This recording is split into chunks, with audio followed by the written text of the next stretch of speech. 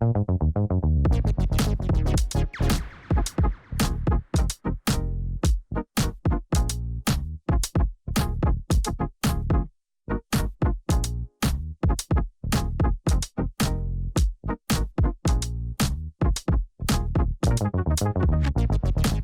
buenas tardes, ¿cómo están? Hoy nuevo encuentro de nuestro webinar con un tema súper frecuente, el paciente de dolor de codo, rodilla, cadera, me encanta la combinación, ¿eh? Así que bienvenidos a todos nuevamente.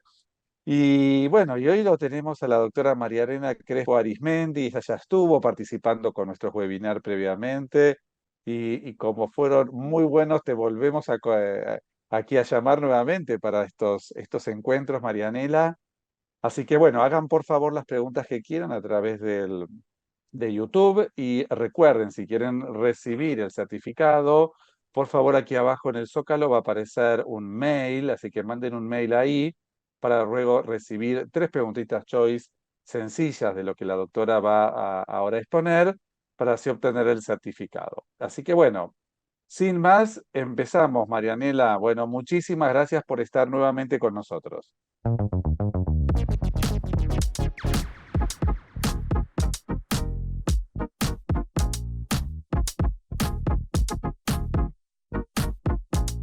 Hola, buenas tardes. Muchas gracias a ustedes, equipo, por invitarme otra vez. Muy contenta de estar acá y formar parte de este nuevo webinar. Así que si les parece, empezamos con nuestra clase de hoy. Vamos a hablar de cómo abordar el paciente con dolor de codo, rodilla y cadera. Como siempre, vamos a organizar la clase en diferentes módulos. Primero vamos a hacer una pequeña introducción y después vamos a hablar del paciente con dolor en codo, coxalgia, conalgia y terminamos con unas breves conclusiones. Recordemos que el dolor es una experiencia sensorial y emocional desagradable asociada a daño tisular que puede ser real o potencial y que tiene una característica que es una sensación única, una experiencia individual y subjetiva. El dolor musculoesquelético es una de las causas más frecuentes de dolor en el adulto mayor. Sabemos, como hemos visto en otros webinares, que tienen una etiología diversa y que, resumiéndolo muy a grandes rasgos, es un desbalance entre las cargas y la capacidad adaptativa. Cuando estamos frente a un paciente que tiene dolor musculoesquelético, tenemos que tener en cuenta que puede ser secundario a un traumatismo, secundaria a afectación de la parte articular o secundaria a la afectación de las partes peritendinosas, como también no olvidar que puede ser un dolor referido. Es interesante, Marianela, lo que vos comentás ahora, porque encima se puede hacer un poquitito más difícil la cuestión porque puede tener más de un dolor al mismo tiempo, ¿no? O sea, tenía, por ejemplo, artrosis de rodilla y después se suma la tendinitis de la pata de ganso, por decir algo, ¿no? Como que un dolor no quita el otro y ahí es un gran desafío, o sea, ¿qué es lo que más le está produciendo molestia a nuestro paciente? Tal cual, es un punto muy importante el que mencionás, porque pueden ir sumándose dolores, con lo cual aumentan los dolores previos o van cambiando la característica y el ir tratando de a uno va desenmascarando a los otros.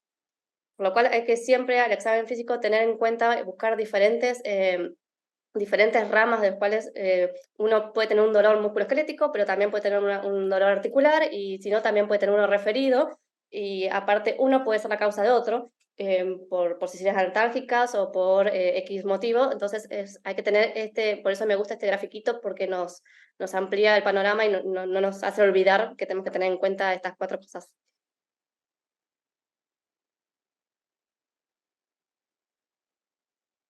Bueno, ahora sí vamos a empezar a hablar de uno de los temas de la clase de hoy. Vamos a hablar del dolor en codo. Tenemos que recordar que la articulación está formada por el complejo articular húmero radial, húmero, húmero cubital y radio cubital superior. La patología periarticular que podemos ver en los pacientes de edad avanzada es afectación de los músculos epicondilios y epitrocleares, las famosas y conocidas tendinosis laterales o codo de tenista o tendinosis mediales o codo de golfista. En raras ocasiones se puede ver en adultos mayores la ruptura del tendón distal del bíceps porque es una patología mucho más frecuente en adultos jóvenes. Otro punto a tener en cuenta son las bursitis, la inflamación de la bursa, la bolsita que recubre las articulaciones, que dan una sintomatología muy parecida a la tendinosis. Tema a veces con la bursitis que tenés edema, Tal cual. que a veces tenés edema y a diferencia de quizás la tendinosis, ya sea el codo de tenista o no, que quizás le tocas y le duele, Tal pero cual. sin el edema en sí. Exacto, generalmente en las tendinosis va a haber más dolor en las zonas de inserción del tendón, en el codo, en la parte lateral, y la bursitis puede haber enrojecimiento, edema, edema con sustancia cuando tocas más líquida y dolor a la palpación de ese edema. En cuanto a la afectación articular, sabemos que es dentro de las artrosis, es una localización infrecuente. Se caracteriza principalmente por limitación de la movilidad, que es en forma progresiva. La frecuencia estimada de la artrosis de codo es más o menos entre 1 y 2%. Su causa también, como todas estas patologías, es multifactorial, generalmente es por sobreuso o enfermedades profesionales, y el diagnóstico es clínico. Entonces, en cuanto al tratamiento del dolor en codo, y en realidad en todas las patologías vamos a intentar armar un esquemita. Vamos a empezar de lo más simple a lo más complejo de acuerdo a cómo va a ir respondiendo nuestro paciente. En todos vamos a ofrecer y vamos a mejorar las medidas no farmacológicas, vamos a hacer buen uso de los fármacos tópicos, que son muy útiles, vamos a agregar, si es necesario, fármacos sistémicos y a partir de acá ya serían dolores más complejos. Si hay que utilizar opiáceos o infiltraciones, lo vamos a usar en aquellos pacientes que sean refractarios a a todos aquellos que le hemos dado la primera línea de tratamiento, vamos a decirlo así. Entonces, en el tratamiento del dolor del codo, vamos a intentar disminuir la carga, vamos a aumentar la capacidad adaptativa, es decir, vamos a preguntar al paciente qué es lo que hace, cuál es su actividad diaria, el levantar pesos, una, una, un ejemplo básico del día es por ahí, cuando uno está planchando, la altura de la plancha o la altura del planchador.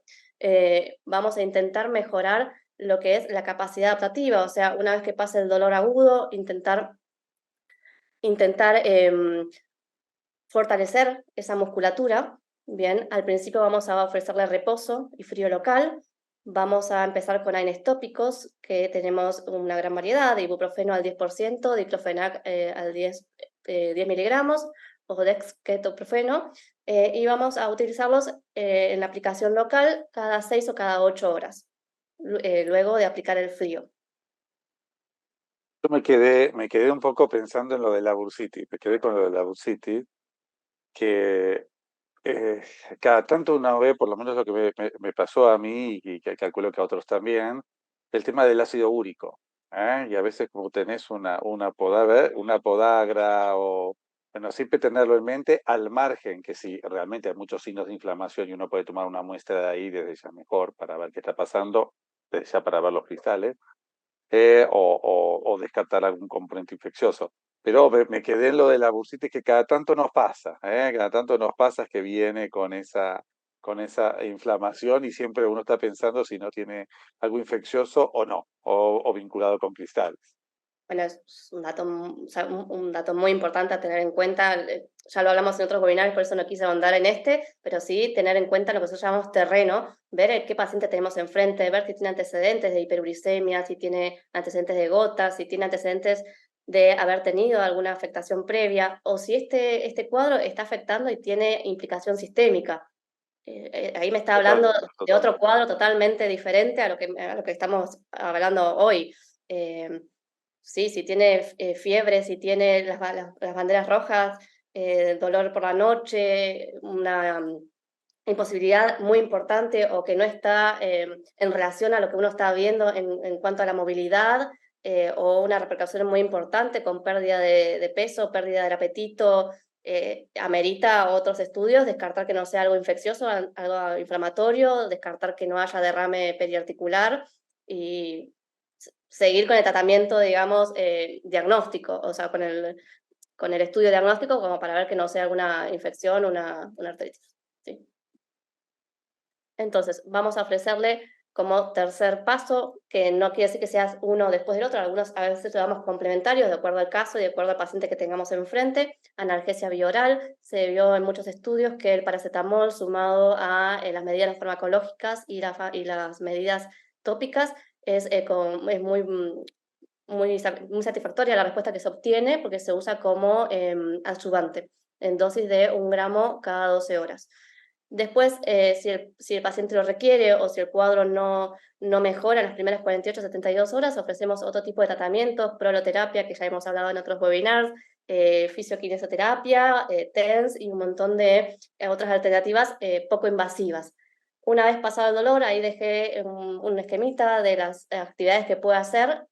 Obviamente los primeros días no lo va a poder hacer por el dolor y la impotencia funcional, pero una vez que vaya mejorando y que pueda ir elongando y que pueda ir movilizando las articulaciones, está bueno empezar a estimular el movimiento y abrir un poco el rango de la movilización de la articulación.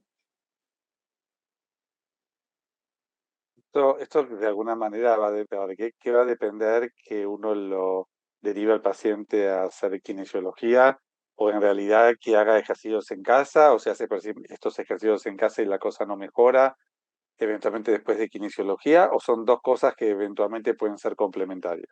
Particularmente yo lo doy en casa, primero, o sea, medidas no más farmacológicas, tópicos, y en cuanto le permite empezar a hacer estos movimientos, uno cita el control al paciente y tiene que ir mejorando. Si en 7 días no hay mejoría, y ya podemos pedir otros estudios, ecografía o placa, como para descartar lo que veníamos hablando recién, alguna otra patología, y bueno, ver si hace falta, primero escalar en el esquema del dolor. Es raro que por un dolor nuevo y que no haya traumatismo y que no haya una causa secundaria requiramos periopiáceos, es raro, puede ocurrir, pero primero sacar el dolor para que el paciente esté confortable, para que pueda movilizarse también, y después, si no mejoró, sí ver si hace falta kinesiología, si no hay otra patología.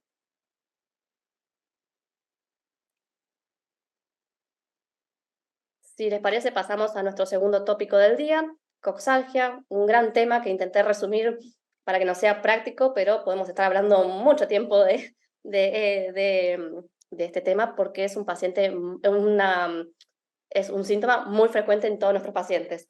Entonces, está presente en el 15% de los adultos mayores, es muy más frecuente en las mujeres.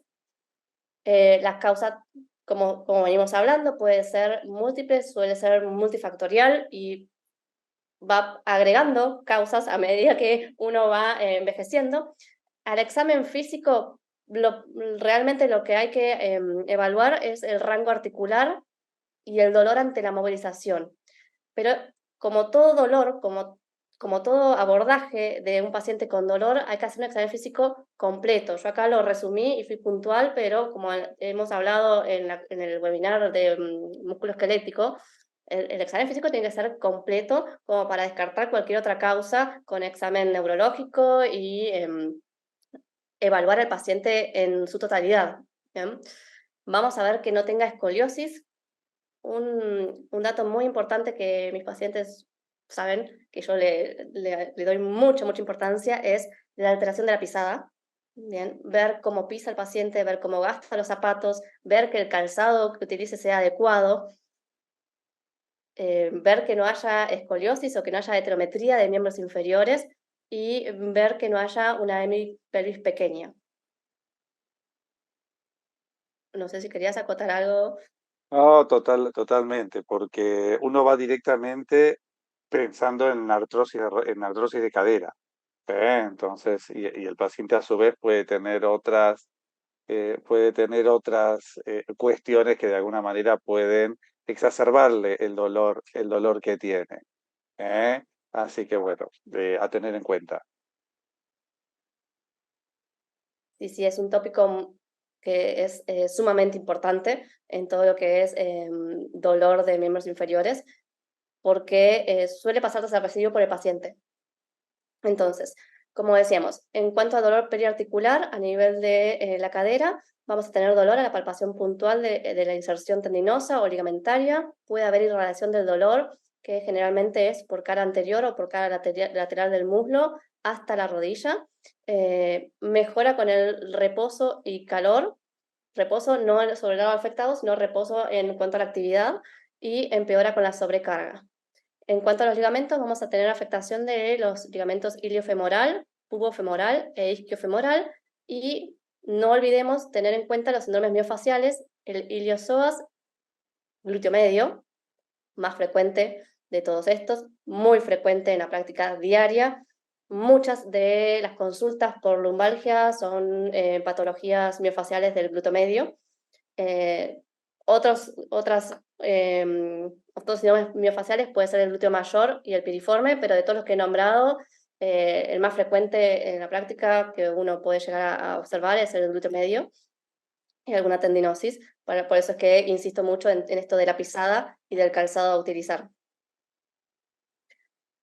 En cuanto a la artrosis de cadera, vamos a ver dolor durante la marcha. Se puede asociar a rigidez y a una posición antálgica. Hay una disminución leve en la rotación interna y en la abducción, y el dolor se caracteriza por ir mejorando con el inicio del movimiento.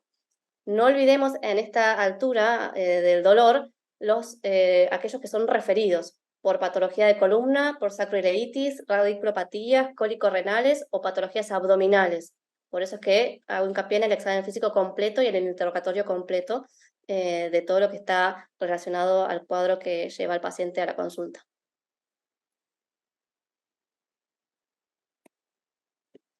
Y Entonces, la otra también que es bastante frecuente, que es la bursitis trocanteriana.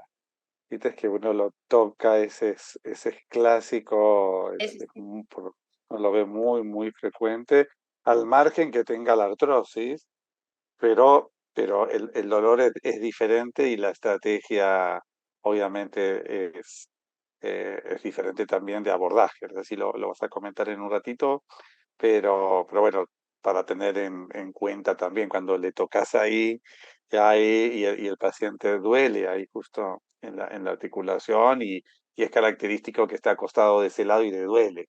Y después mira al techo y no le duele más. Así que como para muy tener frecuente, siempre en cuenta.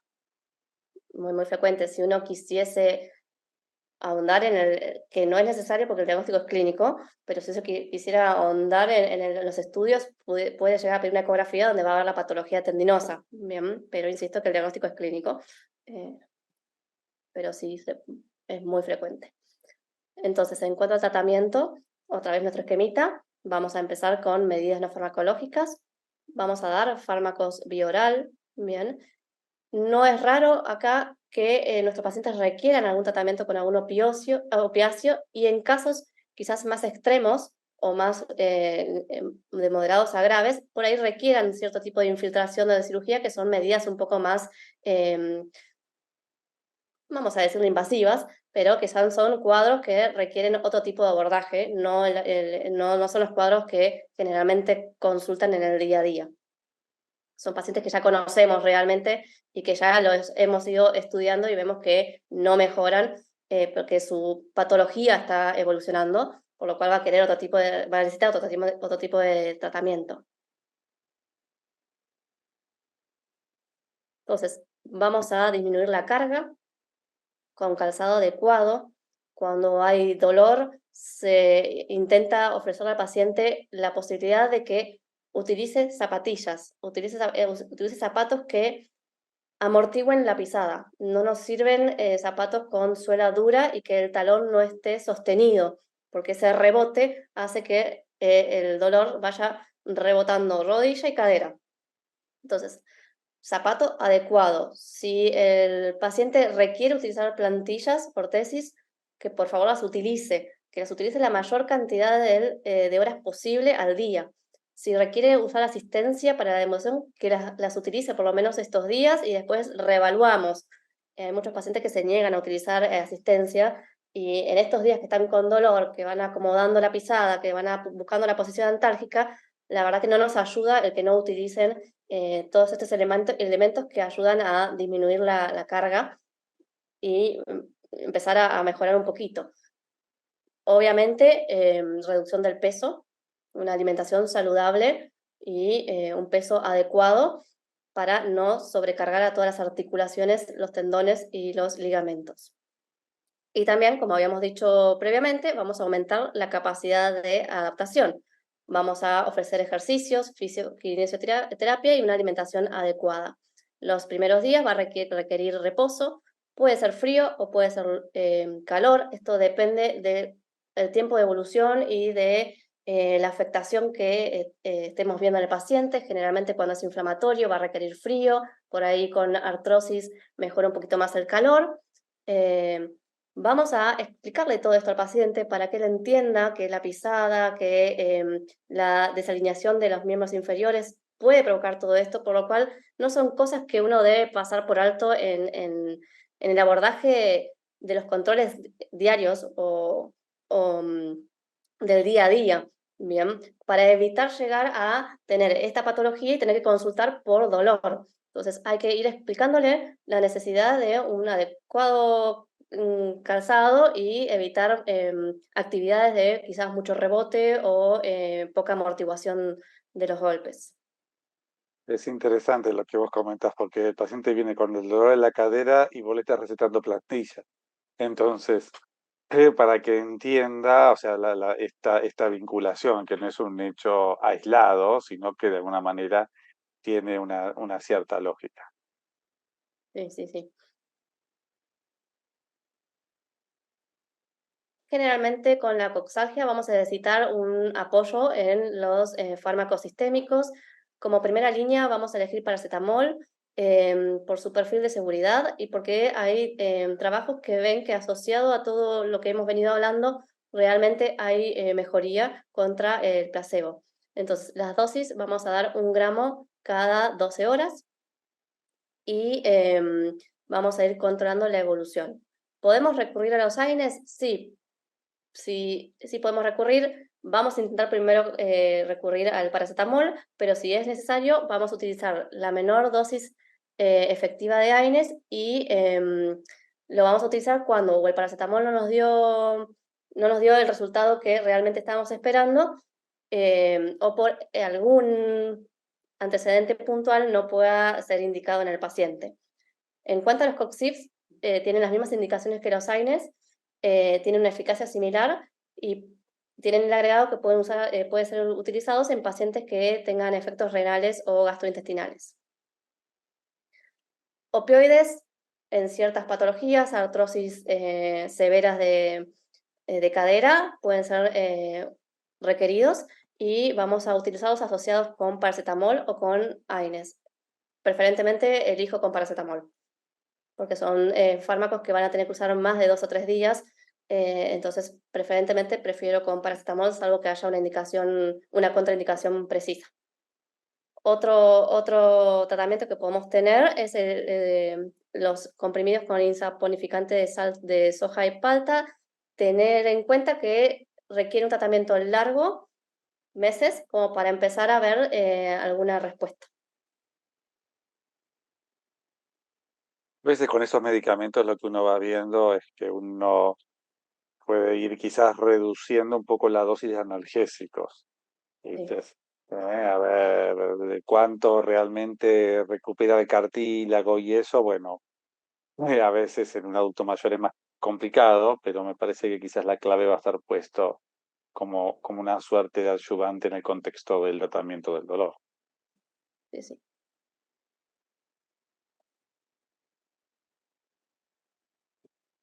Y ahora vamos a hablar de nuestro tercer tópico, gonalgia en el adulto mayor. Es un síntoma muy, muy frecuente que si uno empieza a interrogar, está presente al menos, en el último año, al menos el 25% de todas las personas mayores a 55 años, por lo cual es un síntoma muy frecuente, es una consulta bastante, bastante rutinaria en las guardias. Suelen verse muchos pacientes con dolor de rodilla. Es más frecuente también en las mujeres y Lo importante es que causa una importante limitación en las actividades de la vida diaria del adulto mayor.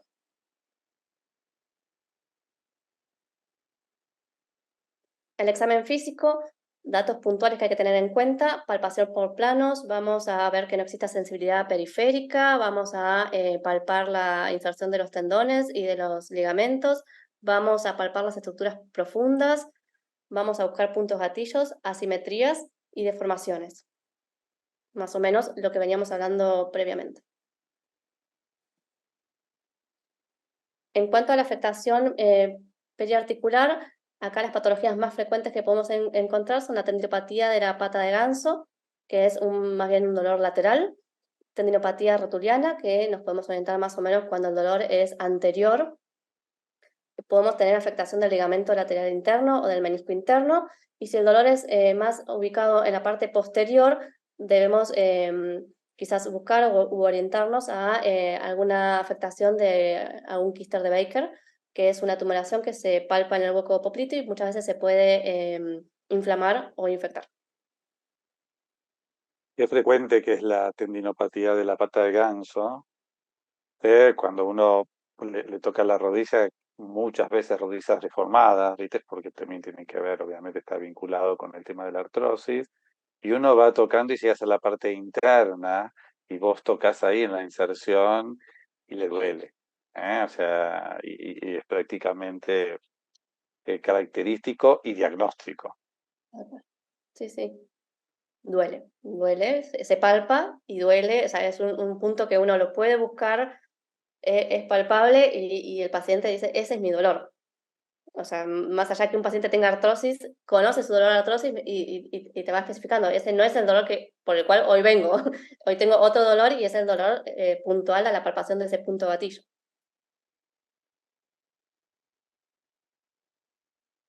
Y en cuanto a la artrosis, ahora sí, que justo veníamos mencionando, a la artrosis de rodilla, es una afectación global de la articulación. Puede haber desgaste tanto del cartílago, puede haber osteofitos, alteración del hueso subcondral e inflamación de la membrana sinovial.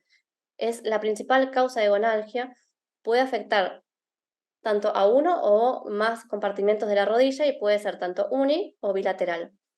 El dolor se caracteriza por estar al principio de la marcha y va mejorando con el movimiento, y la principal afectación del movimiento es en flexión. Como para orientarnos, un tip, obviamente hay que tener en cuenta todo, pero si el dolor es más al caminar, suele estar afectada más la parte tibiofemoral, o si el dolor es al subir escaleras o levantarse de la silla, generalmente hay una afectación más femoropatelar. Como toda patología musculoesquelética, sabemos que como factor de riesgo tenemos factores biomecánicos locales que provocan presión excesiva y lesión cartilaginosa, es decir, posiciones o actividades sostenidas en el tiempo que generan un exceso de presión en esa articulación.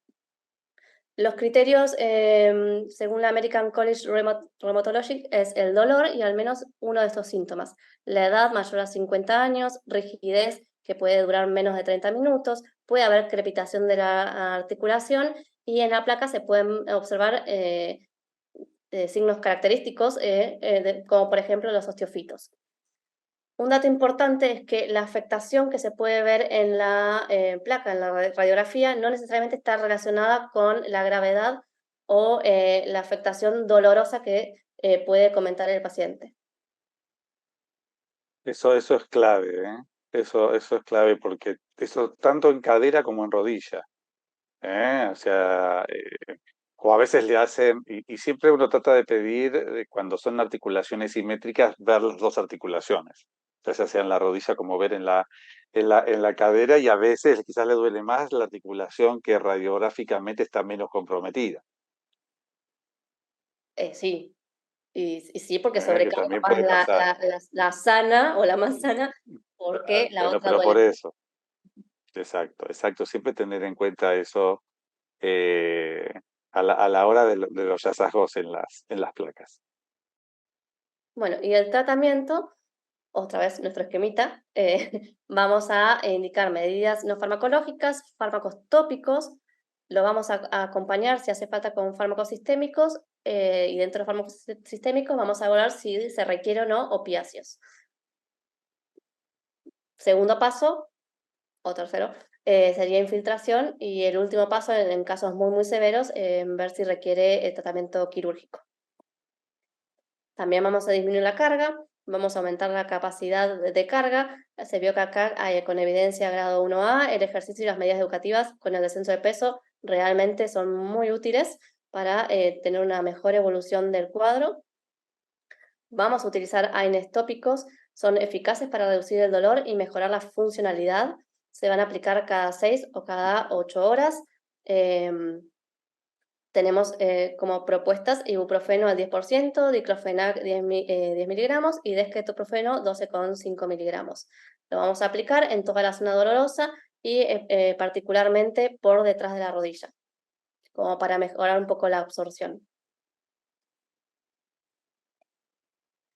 Podemos llegar acompañarlo si hace falta con el paracetamol, que también se vio que es un tratamiento de primera línea como coadyuvante a lo previo. También dosis de 2 gramos, o sea, 1 gramo cada 12 horas. En casos muy puntuales se podría llegar por tiempo muy poquito, tanto acá como en cadera, como en codo, a 1 gramo cada 8 horas, o sea, 3 gramos, pero generalmente intentamos no pasarnos de 2 gramos si estimamos que el tiempo de uso va a ser más de 2 o 3 días. En cuanto a los AINES, se vio que tienen un mayor efecto analgésico con una evidencia grado 1A. Y en cuanto a los COX-10, lo mismo que decíamos previamente, que tienen una eficacia similar a los AINES y que tienen la ventaja que por ahí pueden ser utilizados en aquellos pacientes que tienen efectos adversos renales o gastrointestinales. Bien. Opioides que podemos llegar a necesitar asociados a paracetamol o AINES son de segunda línea. También tenemos como otras opciones el sulfato de glucosamina con sulfato, que tiene una evidencia de 1B, diareseína. Y si hasta acá nuestro paciente con este tratamiento escalonado, dándole el tiempo necesario para mejorar, requiere mayores tratamientos, se vio que el ácido hialurónico intraarticular sería, que tiene evidencia grado 1A, y también puede ofrecerse corticoides intraarticulares, pero ya ahí requiere quizás la evaluación por algún especialista, por traumatología, por ejemplo. No sé si querés agregar algo. Sí, sí, sí, uno va, a ver, yo me quedé ahí también pensando un poquitito en el tiempo quirúrgico, ¿no? Vos mostraste muy bien cómo vamos pasando, todo esto lleva tiempo, meses, donde uno va evaluando con el paciente y en general el mismo paciente él te va diciendo, bueno, hasta acá llegué ya con todas las cuestiones y está pensando en alguna cuestión quirúrgica. Siempre uno intenta todo lo que tenga que ver con rehabilitación también, ejercicios en el agua, o sea, uno trata de ir descartando todo. O sea, entonces yo siempre lo charlo con los pacientes que esto es como si fuesen patas de una misma mesa, donde uno está el tratamiento farmacológico, la rehabilitación, el descenso de peso también, ¿viste? O sea, todo lo que tiene que ver y bueno, y, y siempre teniendo ahí como que la última alternativa hoy por hoy es la intervención quirúrgica que habitualmente en la gran mayoría de los pacientes le va bien y es beneficiosa principalmente para el tema del dolor. Sí, sí, sí, del dolor y de la funcionalidad. Mejoran Sí. mucho la marcha y su autovalidez. La verdad es que mejoran, pero bueno, uno intenta retrasar al máximo el llegar a la indicación. Bueno, y para finalizar, unas pequeñas conclusiones, que sabemos que el dolor musculoesquelético conlleva a una gran afectación de las actividades de la vida diaria en el adulto mayor, que la educación justamente es un pilar fundamental para poder mejorar todos estos cuadros, que el tratamiento debe ser escalonado, suele ser eficaz, permitiendo ajustar las terapéuticas a las necesidades del paciente, y que tenemos recursos accesibles que permiten una gran mejoría del dolor. Bueno, espectacular. Bueno, hicimos un pantallazo en estos minutitos, que realmente con el tiempo también estuvimos bárbaros. Así que, bueno, Marianela, mil gracias por tu participación nuevamente en nuestros webinar y a todos ustedes. Recuerden, aquí en el Zócalo va a salir de nuevo el mail donde ustedes pueden mandar un comentario para luego recibir las preguntas y así obtener el certificado. Bueno, mil gracias a todos, mil gracias Marianela y los esperamos a todos el próximo lunes a las 19 horas que va a salir un nuevo capítulo de nuestros webinars. Bueno, muchas gracias, un abrazo a todos y a seguir cuidándose. Chau, chau.